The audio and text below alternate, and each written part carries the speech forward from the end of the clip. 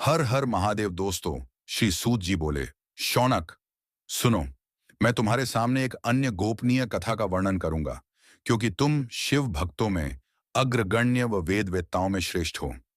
समुद्र के निकटवर्ती प्रदेश में वाशकल नामक गांव है, जहां वैदिक धर्म से विमुख महापापी मनुष्य रहते हैं। वे सभी दुष्ट हैं एवं उनका मन दूषित विषय भोगों में ही लगा रहता है। वे देवताओं एवं भाग्य पर विश्वास नहीं करते। वे सभी कुटिल वृत्ति वाले हैं, किसानी करते हैं और विभिन्न प्रकार के अस्त्र शस्त्र रखते हैं। वे व्यभिचारी हैं। वे इस बात से पूर्णतः अनजान हैं कि ज्ञान, वैराग्य तथा सद्धर्म ही मनुष्य के लिए परम पुरुषार्थ है। वे सभी पशु बुद्धि हैं। अन्य समुदाय के लोग भी उन्हीं की तरह बुरे विचार रखने वाले, धर्म से विमुख हैं। वे नित्य कुकर्म में लगे रहते हैं एवं सदा विषय भोगों में डूबे रहते हैं।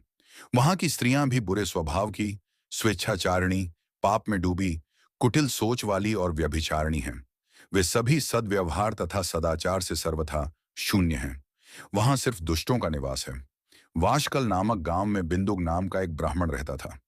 वह अधर्मी, दुरात्मा एवं महापापी था। उसकी स्त्री बहुत सुंदर थी। उसका नाम चंचुला था। वह सदा उत्तम धर्म का पालन करती थी, परंतु बिंदुक वेश्यागामी था। इस तरह कुकर्म करते हुए बहुत समय व्यतीत हो गया। उसकी स्त्री काम से पीड़ित होने पर भी स्वधर्म नाश के भय से क्लेश सहकर भी काफी समय तक धर्म भ्रष्ट नहीं हुई। परंतु आगे चलकर वह भी अपने दुराचारी पति के आचरण से प्रभावित होकर दुराचारिणी और अपने धर्म से विमुख हो गई। इस तरह दुराचार में डूबे हुए उन पति पत्नी का बहुत सा समय व्यर्थ बीत गया। वेश्यागामी, दूषित बुद्धि वाला वह दुष्ट ब्राह्मण बिंदुक समयानुसार मृत्यु को प्राप्त हो नरक में चला गया। बहुत दिनों तक नरक के दुखों को भोगकर वह मूढ़ बुद्धि पापी विंध्य पर्वत पर भयंकर पिशाच हुआ। इधर उस दुराचारी बिंदुक के मर जाने पर वह चंचुला नामक स्त्री बहुत समय तक पुत्रों के साथ अपने घर में रहती रही। पति की मृत्यु के बाद वह भी अपने धर्म से गिरकर पर पुरुषों का संग करने लगी थी। सतियां विपत्ति में भी अपने धर्म का पालन करना नहीं छोड़ती। यही तो तप है। तप कठिन तो होता है, लेकिन इसका फल मीठा होता है। विषयी इस सत्य को नहीं जानता, इसीलिए वह विषयों के विषफल का स्वाद लेते हुए भोग करता है। एक दिन दैवयोग से किसी पुण्य पर्व के आने पर वह अपने भाई बंधुओं के साथ गोकर्ण क्षेत्र में गई। उसने तीर्थ के जल में स्नान किया एवं बंधुजनों के साथ यत्र तत्र घूमने लगी। घूमते घूमते वह एक देव मंदिर में गई। वहां उसने एक ब्राह्मण के मुख से भगवान शिव की परम पवित्र एवं मंगलकारी कथा सुनी। कथावाचक ब्राह्मण कह रहे थे कि जो स्त्रियां व्यभिचार करती हैं, वे मरने के बाद जब यमलोक जाती हैं, तब यमराज के दूत उन्हें तरह तरह से यंत्रणा देते हैं। वे उसके कामांगों को तप्त लौह दंडों से दागते हैं। तप्त लौह के पुरुष से उसका संसर्ग कराते हैं। ये सारे दंड इतनी वेदना देने वाले होते हैं कि जीव पुकार पुकार कर कहता है कि अब वह ऐसा नहीं करेगा, लेकिन यमदूत उसे छोड़ते नहीं। कर्मों का फल तो सभी को भोगना पड़ता है। देव, आर्षि, मनुष्य सभी इससे बंधे हुए हैं। ब्राह्मण के मुख से यह वैराग्य बढ़ाने वाली कथा सुनकर चंचुला भय से व्याकुल हो गई। कथा समाप्त होने पर सभी लोग वहां से चले गए। तब कथा बांचने वाले ब्राह्मण देवता से चंचुला ने कहा, हे ब्राह्मण, धर्म को न जानने के कारण मेरे द्वारा बहुत बड़ा दुराचार हुआ है। स्वामी, मेरे ऊपर कृपा कर मेरा उद्धार कीजिए। आपके प्रवचन को सुनकर मुझे इस संसार से वैराग्य हो गया है। मुझ मूढ़ चित्त वाली पापिनी को धिक्कार है। मैं निंदा के योग्य हूं। मैं बुरे विषयों में फंसकर अपने धर्म से विमुख हो गई थी। कौन मुझ जैसी कुमार्ग में मन लगाने वाली पापिनी का साथ देगा? जब यमदूत मेरे गले में फंदा डालकर मुझे बांध कर ले जाएंगे और नरक में मेरे शरीर के टुकड़े करेंगे, तब मैं कैसे उन महायातनाओं को सहन कर पाऊंगी? मैं सब प्रकार से नष्ट हो गई हूं, क्योंकि अभी तक मैं हर तरह से पाप में डूबी रही हूं। हे ब्राह्मण, आप मेरे गुरु हैं। आप ही मेरे माता पिता हैं। मैं आपकी शरण में आई हूं। मुंह अबला का अब आप ही उद्धार कीजिए। सूत जी कहते हैं, शौनक, इस प्रकार विलाप करती हुई चंचुला ब्राह्मण देवता के चरणों में गिर पड़ी। तब ब्राह्मण ने उसे कृपा पूर्वक उठाया। ब्राह्मण बोले, नारी, तुम सौभाग्यशाली हो, जो भगवान शंकर की कृपा से तुमने वैराग्यपूर्ण शिव पुराण की कथा सुनकर समय से अपनी गलती का एहसास कर लिया है। तुम डरो मत और भगवान शिव की शरण में जाओ। उनकी परम कृपा से तुम्हारे सभी पाप नष्ट हो जाएंगे। मैं तुम्हें भगवान शिव की कथा सहित वह मार्ग बताऊंगा जिसके द्वारा तुम्हें सुख देने वाली उत्तम गति प्राप्त होगी। शिव कथा सुनने से तुम्हारी बुद्धि शुद्ध हो गई है और तुम्हें पश्चाताप हुआ है तथा मन में वैराग्य उत्पन्न हुआ है। पश्चाताप ही पाप करने वाले पापियों के लिए सबसे बड़ा प्रायश्चित है।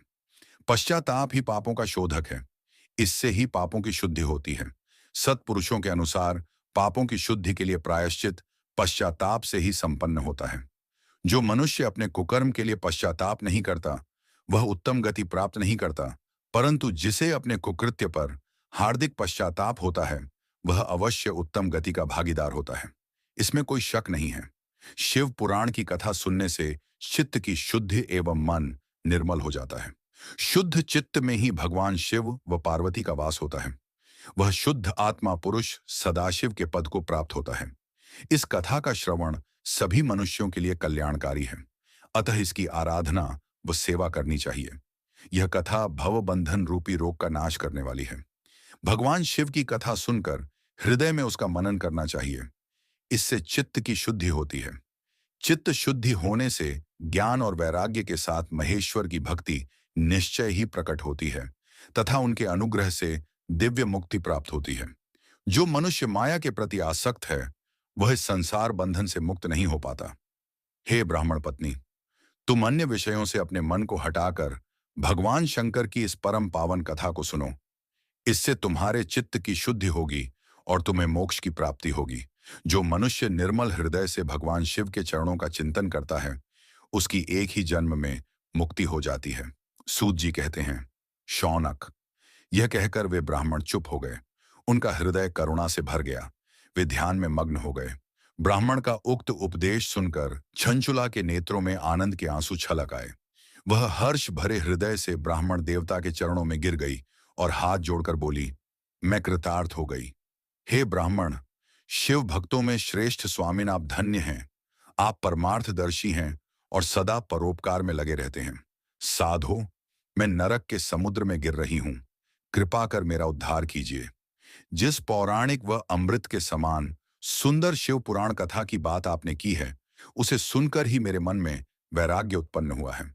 उस अमृतमयी शिव पुराण कथा को सुनने के लिए मेरे मन में बड़ी श्रद्धा हो रही है। कृपया आप मुझे उसे सुनाइए।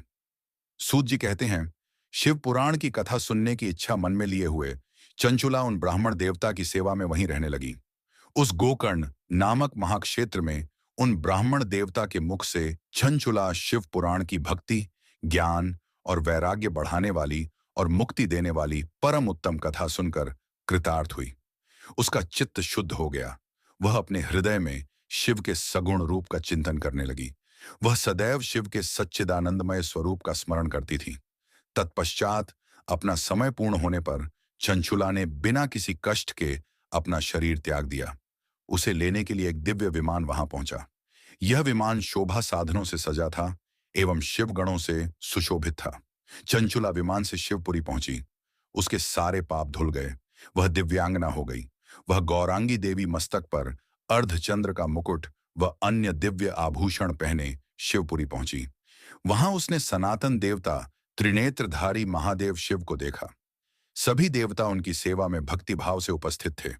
उनकी अंग कांति करोड़ों सूर्यों के समान प्रकाशित हो रही थी। 5 मुख और हर मुख में 3-3 नेत्र थे।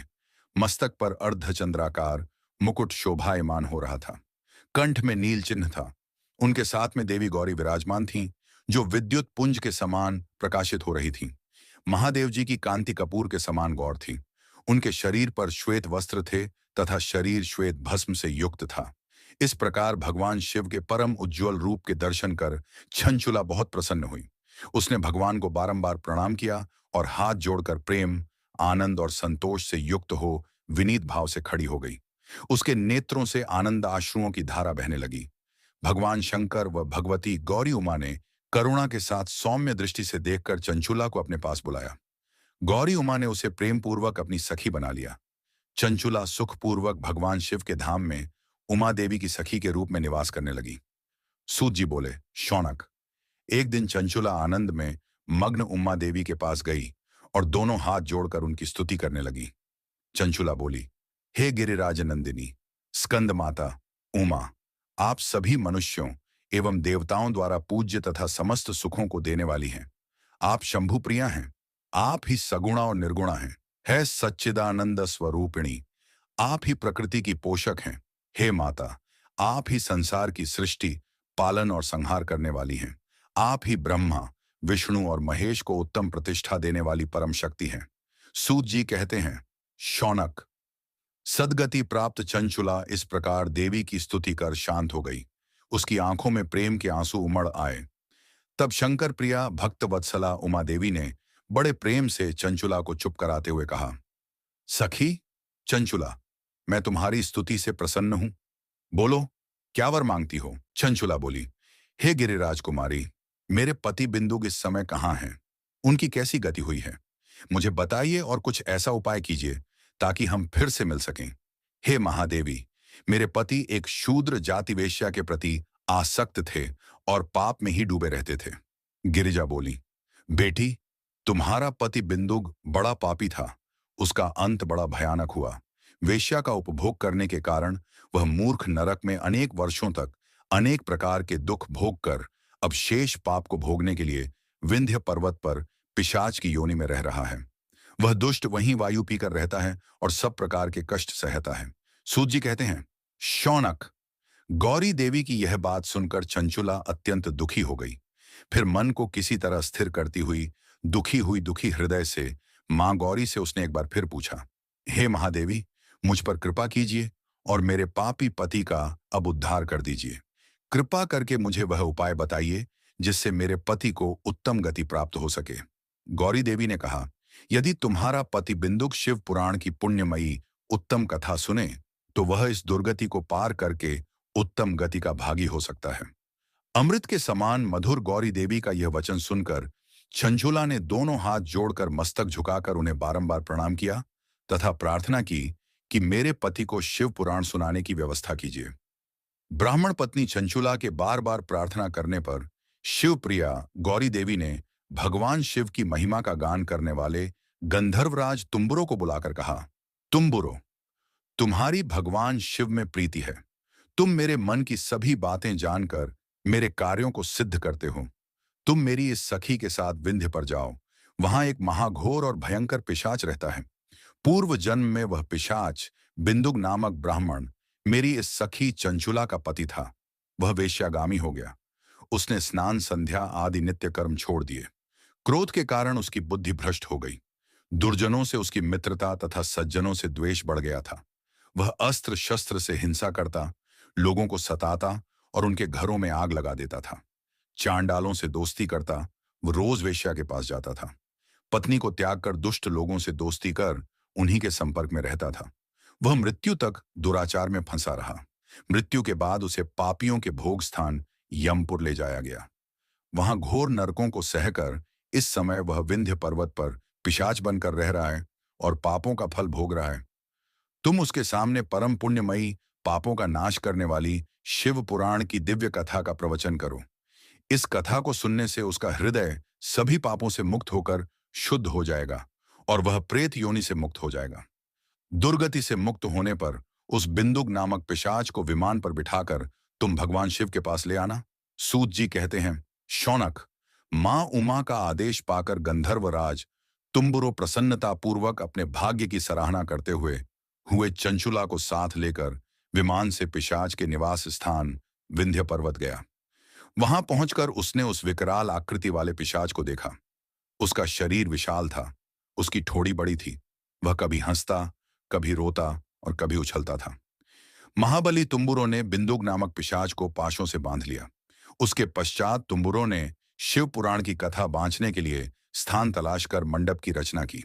शीघ्र ही इस बात का पता लोगों को चल गया कि एक पिशाच के उद्धार हेतु देवी पार्वती की आज्ञा से तुम्बुरो शिव पुराण की अमृत कथा सुनाने विंध्य पर्वत पर आया है। उस कथा को सुनने के लोभ से बहुत से देवर्षि वहां पहुंच गए। सभी को आदरपूर्वक स्थान दिया गया। पिशाच बिंदुक को पाशों में बांधकर आसन पर बिठाया गया और तब तुम्बुरो ने परम उत्तम शिव पुराण की अमृत कथा का गान शुरू किया। उसने पहली विद्येश्वर संहिता से लेकर 7वीं वायु संहिता तक शिव पुराण की कथा का स्पष्ट वर्णन किया। 7 संहिताओं सहित शिव पुराण को सुनकर सभी श्रोता कृतार्थ हो गए। परम पुण्यमय शिव पुराण को सुनकर पिशाच सभी पापों से मुक्त हो गया और उसने पिशाच शरीर का त्याग कर दिया। शीघ्र ही उसका रूप दिव्य हो गया।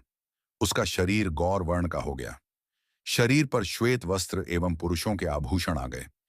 इस प्रकार दिव्य देहधारी होकर बिंदुक अपनी पत्नी चंचुला के साथ स्वयं भी भगवान शिव का गुणगान करने लगा। उसे इस दिव्य रूप में देखकर सभी को बहुत आश्चर्य हुआ। उसका मन परम आनंद से परिपूर्ण हो गया। सभी भगवान महेश्वर के अद्भुत चरित्र को सुनकर कृतार्थ हो उनका यशोगान करते हुए अपने अपने धाम को चले गए। बिंदुक अपनी पत्नी चंचुला के साथ विमान में बैठकर शिवपुरी की ओर चल दिया। महेश्वर के गुणों का गान करता हुआ बिंदुक अपनी पत्नी चंचुला व तुम्बुरों के साथ शीघ्र ही शिवधाम पहुंच गया। भगवान शिव व देवी पार्वती ने उसे अपना पार्षद बना लिया। दोनों पति पत्नी सुखपूर्वक भगवान महेश्वर एवं देवी गौरी के श्री चरणों में अविचल निवास पाकर धन्य हो गए। हर हर महादेव।